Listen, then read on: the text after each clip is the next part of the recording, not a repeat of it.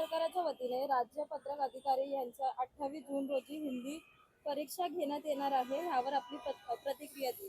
तुमची काय? मुळात मुंबईमध्ये, महाराष्ट्रामध्ये आपलं राज्य आहे, आपलं शहर आहे, तर भाषा ही आपलीच असायला पाहिजे. आणि मला वाटतं परिपत्रक जे आहे शासनाचं त्याच्यामध्ये मराठीचं आहे, हिंदी कुठून आली?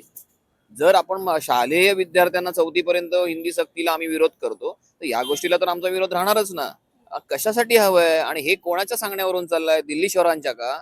दिल्लीतल्या केंद्रातलं सरकार आहे त्यांच्या सांगण्यावरून चाललंय का या सगळ्या गोष्टी? ते ह्या आम्ही खपवून घेणार नाही. 5 राज्यांच्या ज्या काही निवडणुका होत्या, त्या निवडणुका झाल्यानंतर परत यांची नाटकं चालू झालेली आहेत. ही महाराष्ट्र नवनिर्माण सेना याला जराही जुमानणार नाही आणि ह्या सगळ्या गोष्टीच्या विरोधात आंदोलन करेल. हे प्रसिद्ध पत्रक 9 एप्रिल रोजीचं आहे आणि हा विषय आता समोर येण्याचं मागचं कारण काय? सांगतो ना, इलेक्शन जे निवडणुका होत्या त्या निवडणुकांच्या निकालापर्यंत थांबायचं आणि नंतर काढायचं. ऐन निवडणुकीत काढलं असं तर इकडे वेगळं काहीतरी वातावरण निर्माण झालं तर ते निवडणुकीवर त्याचा परिणाम होईल, लक्ष लक्ष दुर्लक्षित होईल. या सगळ्या स्ट्रॅटेजी ह्या गोष्टी आहेत ना, हे स्क्रिप्टेड आहेत. हे सगळं ठरवून चाललेलं आहे. पण आम्हाला कळतं कुठल्या गोष्टीला विरोध करायचा आणि कसा तो हाणून पाडायचा आम्हाला चांगलं कळतं.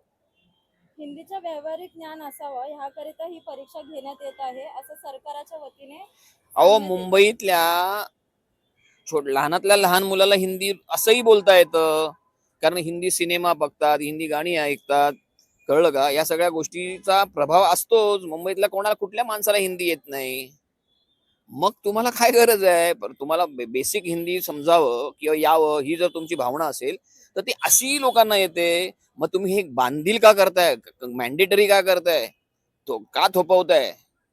ह्याच्या मागे वेगळा डाव आहे, कारण ह्यांना हळू करून हिंदी राज्यामध्ये, महाराष्ट्र राज्यामध्ये पसरवायची आहे. आज ह्या राज्य सरकारच्या अधिकाऱ्यांमध्ये तुम्ही हिंदी येणार, उद्या विद्यार्थ्यांसाठी पण कंपल्सरी कराल. म्हणजे हे ह्यांच्या पुढील काही वर्षासाठीचा हा प्लान आहे, सुरुवात आहे ह्याची. ही सुरुवातीलाच यांच्या नांग्या ठेचणं गरजेचं आहे आणि ते आम्ही ठेचू.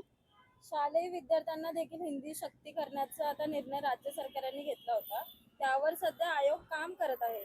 सक्ती व्हावी नाही, मात्र अद्याप कुठलाही निर्णय यावर घेतला गेला नाही, त्या आम्हीच विरोध केला होता. त्याच्यानंतर मग त्यांनी आयोग नेमला. आयोग विविध घटकांना भेटून त्यांचा अहवाल तयार करून शासनाला सादर करणार आहे.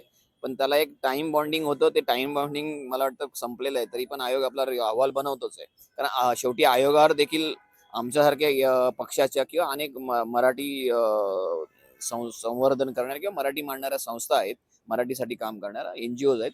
या सगळ्यांचं प्रेशर आहेच त्यांच्यावर. महाराष्ट्रात ह्या गोष्टी होणार नाहीत. महाराष्ट्र हा पुरोगामी महाराष्ट्र आहे आणि महाराष्ट्रामध्ये मराठीच चालणार. जर राज्य आमचं आहे, शहर आमचं आहे, तर भाषा ही आमचीच चालणार आणि तीही मराठीच. धन्यवाद.